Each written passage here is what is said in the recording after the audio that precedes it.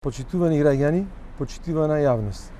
По однос на информациите кои што деновиве кружат по медиумите, дека сум сакал нелегално да доградам уште еден спрат врз објектот лоциран на улица Брајке Аламенски, број 34 во Прилеп, а кој објект е во моја сопственост, чувствувам потреба и сакам јавно да се произнесам и на јавноста да ја презентирам вистинската слика и фактичката состојба. Објектот датира од втората половина на 19 век, истиот е купен од моја страна пред 20 години. Се работи за објект кој во имотен лист и фактички се состои од сутерен со површина од 255 метри квадратни и кат 1 со површина од 109 метри квадратни и кат 1 исто со површина од 87 метри квадратни. Бидејќи објектот е стара градба и од денот од кога е истиот изграден денес, врз него не е вршена санација и реконструкција, а и поради опасноста од саморушење, на истиот ангажирав правно лице кој изготви основен проект и беше поднесено барање за реконструкција на кровот, зашто од страна на општина Прилеп беше издадено решение со кое ми се одобрува да извршам реконструкција на кровот.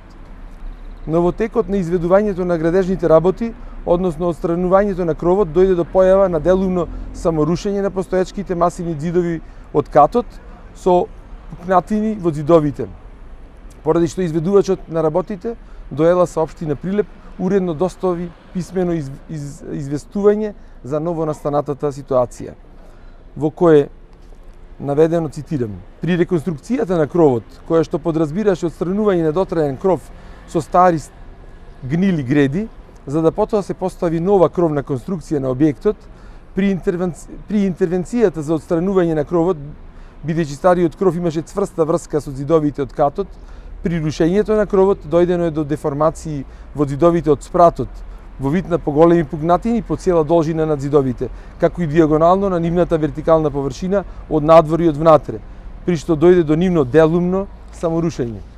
Ако се земе во предвид дека се работи за многу стара ѕидарија од тула со варов малтер, ваквите деформации предизвикуваат опасност од саморушење на самите ѕидови од објектот. Поради тоа, приморани бевме да ги срушиме и одлучено исти да се рушат контролирано, без предизвикување на опасност по објектот и околината на објектот. При рушењето на кровот дојдено и до оштетување и рушење на дотраената плафонска дрвена конструкција над спратот, тоест таванската конструкција, тоест под кровот. Писменото известување кој изведувачот на работите ги достави до ЕЛС општина Прилеп, сектор за урбанизам, комунални работи и заштита на животна средина, во врска со новонастанатата ситуација на ден 1.4. од страна на секторот на урбанизам, комунални работи и заштита за животна средина е препратено до градежниот инспекторат при општина Прилеп и истиот на ден 2.4. го има примено од негова страна. По однос на вака доставеното известување за новонастанатата ситуација, градежниот инспекторат при општина Прилеп до ден денес се нема произнесено, поради што од моја страна изведувачот му беше наредено да запре со градежните активности се додека не добиеме одговор по известувањето. Поради новонастанатата ситуација, од моја страна како инвеститор до Перкан проект Доел Прилеп на ден 2.4. 2025 година беше доставено писмено барање за изработка за проектна документација за реконструкција на постоечкиот објект со цел објектот да се врати во истата габаритна состојба до пред преземањето на градежните действија врз кровот. Сакам да напоменам и тоа дека предметниот објект не е евидентирано недвижно добро, нема изготвено акт за поединечна заштитно добро и не спаѓа во заштитни подрачја ни во контактна зона на споменичкиот комплекс Стара Чаршија. Почитувани, исто сакам да напоменам дека никогаш не сум работел под државна капа.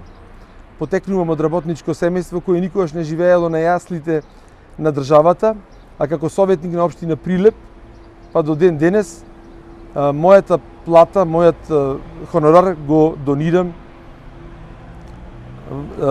како помош на најранливите категории на граѓани. Поради ова сметам дека се бара начин како да се извалка моето име, поради можноста за кандидатура од моја страна за иден градоначалник на Прилеп. Точно во екот, кога се очекува да бидат објавени имињата на кандидати за идни градоначалници од страна на ВМРО-ДПМНЕ. Има препраќање на предметот до, до инспекторот градежниот инспектор.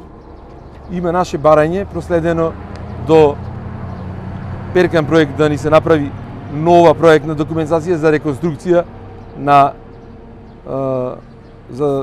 за катот. Има дека не е заштитен, имаме дека не е заштитена. И имаме имотен лист каде што се гледа дека објектот се состои од сутерен, приземје и кат. И имам слики каде што видно се гледа катот на катот над самиот деловен објект. Значи не се работи за никаква надградба на самиот објект. Туку се работеше за реконструкција на кров, се работеше на голема хаварија која што настана при самата реконструкција, пошто и самиот објект беше премногу стар. И видно е од сликите дека и сите знаеме дека имаше два деловни простори горе над самиот објект.